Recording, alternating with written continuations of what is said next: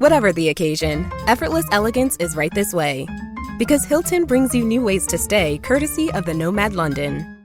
And it doesn't stop at award-winning dining in a space draped in velvet and illuminated by vintage chandeliers. No, this day goes beyond with unparalleled personalized service and attentive hospitality. Oh, and did we mention the Nomad London can be booked using your Hilton Honors points at Hilton.com? Hilton, for the stay.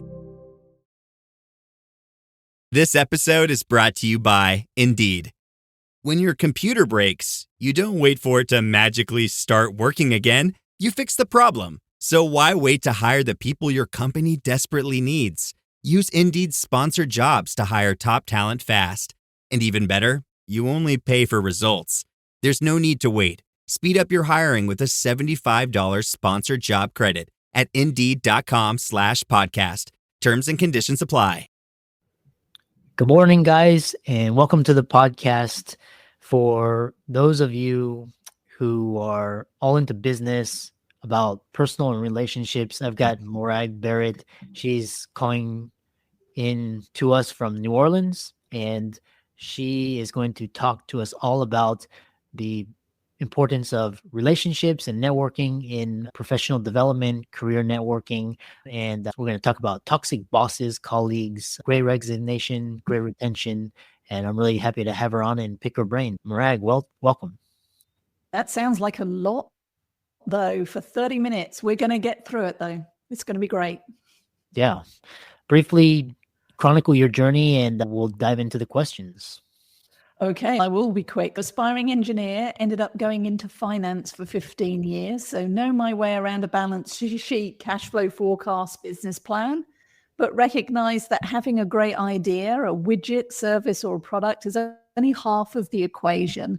In order to be successful in business or in life, what I've come to realize is it all comes down to the depth and quality of our relationships.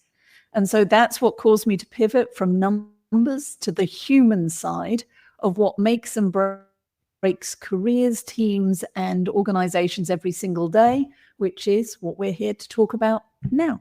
Wow, interesting. We'll talk about what's interesting is you have this, you did a research painting a troubling picture. You say we have toxic bosses, 67% of leaders, success undermined by a colleague, and 20% no friends or allies. When clients come to you, what is their, it sounds like they have a lot of pain points or frustrations, or are they actually aspiring or trying to achieve something? Oh, so I think a little bit of both, for sure. We're all trying to aspire to achieve something. Otherwise, we wouldn't get out of bed in the morning. And I think that is often where the misunderstanding around the label of toxic bosses comes into play. Because I have yet to meet anybody who gets up in the morning thinking about, what do I want to achieve? I want to be seen as that toxic boss. Now, I'll accept there's a very small percentage, micro percentage of people who just can't help themselves. But for the rest of us, and I know I've been a bad boss at times, especially early in my career, but that bad boss was not intentional. It was a difference of styles or misaligned expect. It was all about how we worked together. And the missing element was either you didn't have the courage or the ability to ask for different from me. So I wasn't getting the feedback.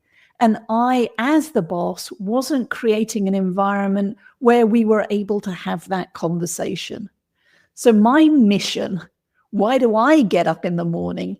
It is to help to create those cultures of connection in a world that feels increasingly disconnected.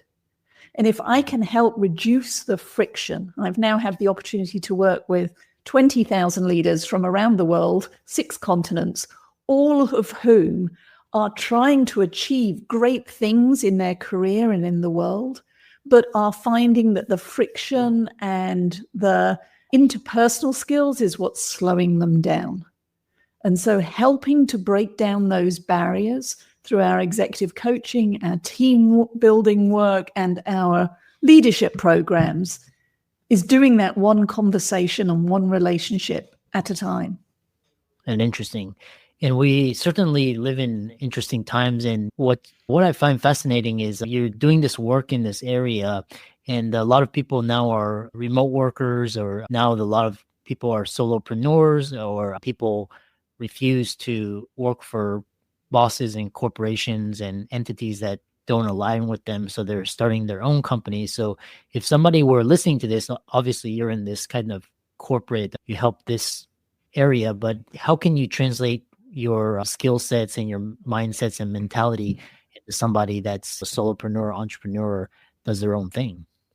So, well, I've been there. I was the solopreneur 18 years ago when I launched SkyTeam. And I remember those early days. And I remember the conversations with my husband at the time that we would give it a year and see what happened.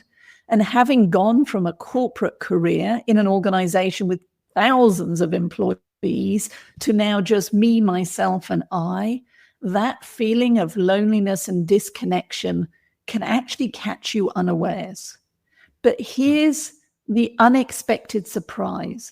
Even as a solopreneur, your success, my success, was still dependent on the quality of the relationships that I was either maintaining from my corporate career, because those alumni became some of my early clients, but the relationships that I also nurtured with sister companies that were either in similar or different businesses that could help me to succeed and for whom we could refer and make introductions.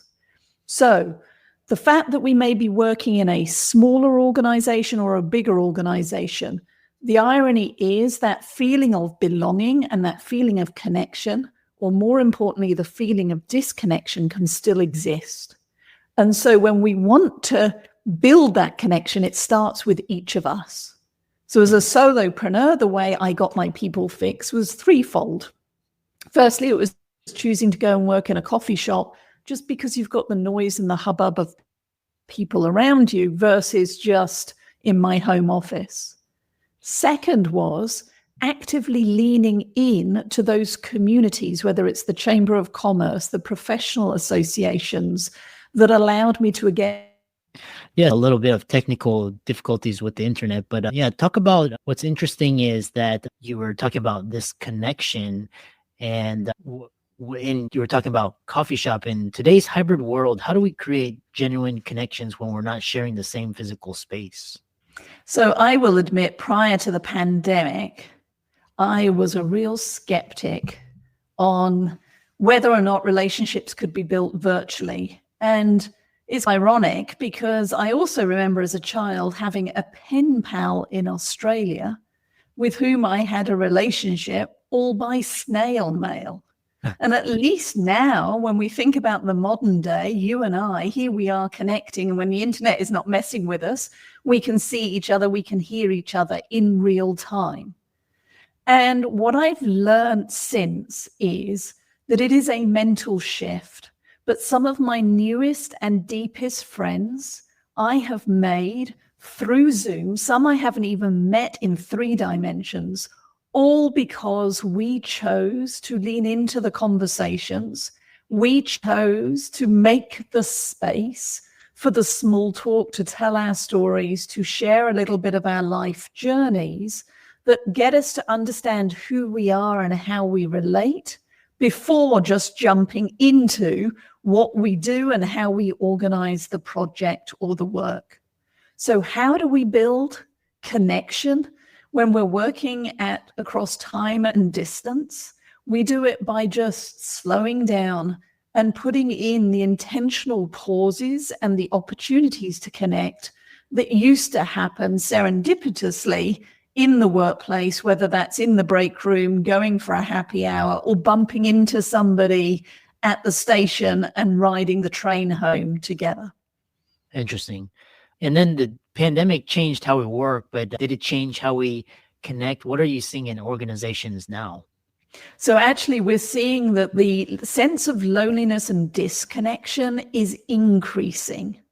And think about it, when we're feeling disengaged, when we are feeling disconnected from our colleagues, the last thing that we want to do is probably fill in an employee engagement survey or a questionnaire about loneliness. So my belief is that it's actually under reporting, all the statistics that we are seeing through our own research and that are presented by others are likely to be underreporting the issue. The other challenge that we have is that, and I've done this, we can all fake perky our way through a Zoom call for 30 minutes and, hey, this is great, hit that red button and then just go, oh my goodness, this is awful. And you may never know. And so what we need to be doing, as I said earlier, is making those opportunities to check in on how we're doing, not just what we're doing. And from our own research, you've already shared some of those statistics earlier on. 20% of leaders who've responded to our ally mindset profile tell us that they have no friends at work, not even one person who has their back or who they can turn to in times of uncertainty. And think about that for a moment. Even on a good day, maybe that's tolerable, but what happens when your project isn't quite moving ahead as planned? What happens if you find yourself suddenly on the job market? Who's going to help you land that next role? And when you couple that with the 67% of folks who say that their success has been undermined by the words or actions of a colleague, and through a McKinsey research where 75% of the employees responding to one of their surveys said that interacting with their boss was the most stressful part of their day. So think about that, 75%. That means all of us at some point are either the stressee or the stressor. And how do we turn that around? By being intentional about how am I showing up in this conversation? How am I feeling? Am I feeling like I'm firing on all cylinders, happy and energized? Or am I feeling drained and down? And can I share that with you so that you can understand and adjust accordingly? And am I also not thinking just about how am I feeling? Am I conscious about how do I want you to feel? How do I want the listeners and the viewers of this podcast to feel? Because both of those questions then inform, how do I need to show up in this moment? Where do I need to turn the dial up or down to ensure a successful outcome for both of us so that we can both achieve our goals and ultimately be better together? Yeah. So we talked about very important when coming to nurture their professional relationships, and what are the most common mistakes people make when it comes to building this team and framework around them? So the common mistake is that they just let it happen. There is no thought or process behind it. And when I ask leaders, if I come and join you on your team, maybe you hire me to either be a consultant or you hired me to come in and work for you, how long would it take for you to trust me? And leaders will say, 2 years. You do your job, you prove that you are trustworthy, and then I will trust you. No company that I work with, no team that I work with has the luxury of 2 years of grace. And if you think about a team of 10 people, if somebody changes now and somebody else joins in 6 months, you're always in that startup phase. You're never going to get to a high trust basis that results in a high performing team. So instead, we should be sitting down and having a conversation that understands, when are you at your best? What work really frustrates you? How do I provide feedback? What can I do to remove some of the barriers that might be getting in the way of success? And making that a two-way conversation, because that allows us to understand what makes each other tick, what might cause us to have an off day, and therefore give the benefit of the doubt, because if I have an off day today, chances are you'll have one next week. But that's where we start to get to, I have somebody who understands me. I have somebody who cares about me as a human being. I have somebody who has my back at work.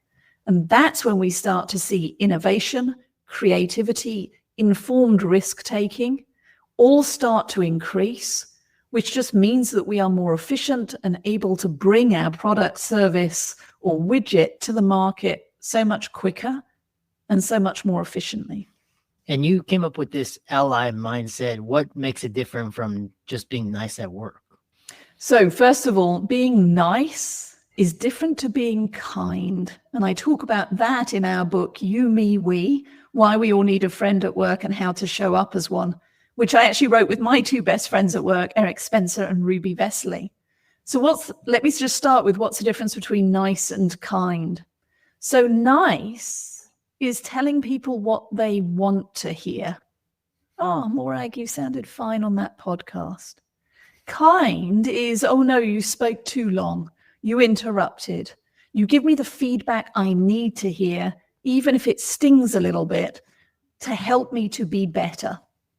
And with the ally mindset, with the research that Eric, Ruby, and I have done with thousands of leaders now from around the world, we have identified 5 practices that help us ensure that we are a friend at work, so that those 20% of leaders that say they don't have a friend at work, we can start to shift that. But not only a friend to work at work to others, but a friend at work to ourselves by setting guardrails. So we're not just saying yes to keep everybody else happy. We're making sure that we're meeting our own needs too. And I invite all of your listeners to take advantage of the Ally Mindset Profile. You can complete your own free profile and receive a full report and help us to continue our research. And you do that at SkyeTeam, SKYE, team.cloud/you, me, we. But the 5 practices starts with abundance and generosity. And that means we need to start looking at success as not a finite resource, but an infinite resource. Because when we do, we can start looking and caring about others' success as much as we do our own. And if I'm looking out for you and how can I help you to be successful, then that moves to the second practice of connection and compassion. Because now I need to understand what it is that you might need from me, who you are, what experience and skills you bring to the table, where you may be fearful or hesitant to take action, and what can I do to build your confidence and your capability. And once we have connection and compassion, we get to courage and vulnerability. That's where empowerment happens, where you start to take ownership for your work. You take that informed risk, and then that leads to candor and debate that allows us to have those kind feedback conversations to talk about the issues that may get in the way of success before they undermine us. And then that leads to the 5th practice, which is action and accountability. Because all of this, it's easy to talk about. The challenge is, and the action and accountability is, we need to follow through and be intentional and make choices about how we show up every day, how we prioritize the work, how and what words we use. It all matters. And when you can pay attention to those 5 practices, that's when we start to build a reputation of being the go-to colleague versus the toxic boss or the go-from colleague. And then what's really, I think, what's interesting is this adjective of nice is quite often derogatory. It's used, but how can someone figure out their personal ally mindset, and what can they do to strengthen their professional reputation?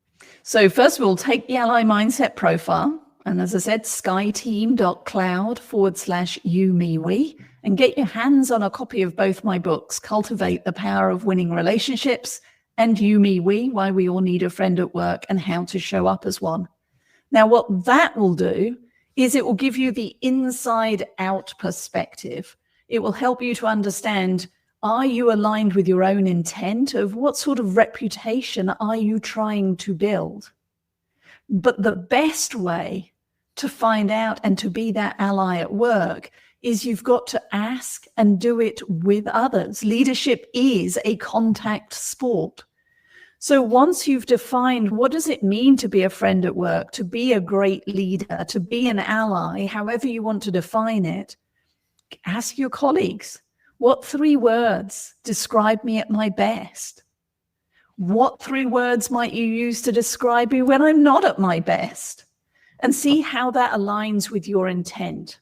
So if look up is, here are the 3 words I hope people use to describe me, show up is then asking for that feedback and seeing what the impact is that you're currently having. And then the third step in our model is step up. You now have a choice. How do you close any potential gap between how you want to be perceived and how others are experiencing you? And that's how you create a leadership reputation that goes ahead of you, that sets you up for success, not just for today, but for your future career aspirations, that next step on the leadership ladder that you might aspire to. Yeah, fascinating. How can people connect with you and reach out to you and learn more from you? You can definitely connect with me on LinkedIn. So Morag, M-O-R-A-G, Barrett, B-A-R-R-E-T-T. I respond to all the messages that I receive. So say that you heard me and heard us on this podcast. And you can follow me at skyeteam.com, S-K-Y-E team.com.